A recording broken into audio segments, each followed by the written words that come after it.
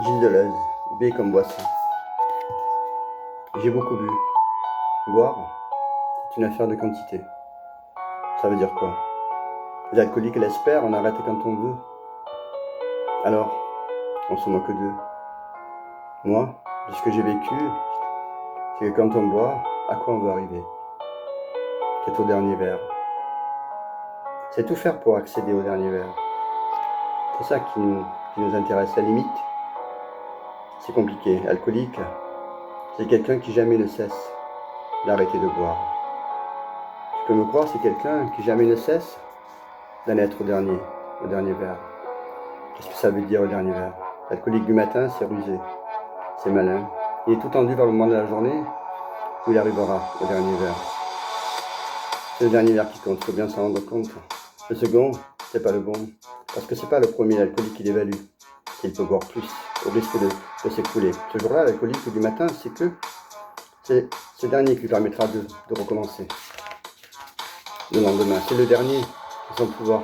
S'il le dépasse, qu'il arrive au dernier, qu'il accepte son pouvoir, il est foutu. C'est la casse, c'est l'hôpital, c'est la rue. Il faut qu'il change d'agencement. Si bien que quand il dit le dernier, c'est surtout celui d'avant, l'avant-dernier, le pénultième, pas l'ultime, le dernier avant, le recommencement. On l'entend dans les cafés, allez, c'est le dernier. Et le dernier, c'est l'avant-dernier. Dans l'intime, il ne dit pas j'arrête demain, il dit j'arrête maintenant pour pouvoir recommencer. Demain, il sait qu'il se ment. Alors, comment cesser de boire? C'est trop dangereux de cesser de boire. C'est une ligne de crête entre le langage et le silence, entre le langage et la bête.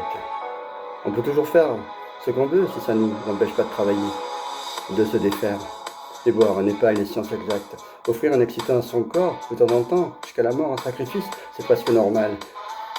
C'est très sacrificiel. Et pourquoi? C'est ce que l'on croit que c'est existentiel.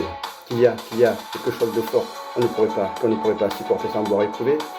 Ce que l'on croit penser pour pouvoir le supporter, pour pouvoir le maîtriser. Boire, c'est rendre possible quelque chose de fort. Mais lorsque boire empêche de travailler, c'est le début. Le début et la fin. Pour l'écrivain, c'est une petite mort. Tu comprends, c'est quelque chose de terrifiant. On croit de manière un peu idiote que boire va nous mettre au niveau de quelque chose de plus puissant. C'est juste une idée qui flotte un rond dans l'eau. Si tu prends la lignée de tous ces écrivains américains, ce sont des alcooliques. Mais en même temps, tu vois, boire, ça les aide à percevoir quelque chose de trop grand pour eux. Qu'ils avaient aperçu, mais pas encore vu. C'est une question de vision, voir quelque chose que tout le monde à la ronde ne peut pas percevoir. Presque malgré eux, ils ont fait une œuvre. Et les grands chefs-d'œuvre, ces alcoolos, Fitzgerald, Thomas Wolfe, ces écrivains américains, ils ne buvaient jamais d'eau. Mais ils ont fait une œuvre.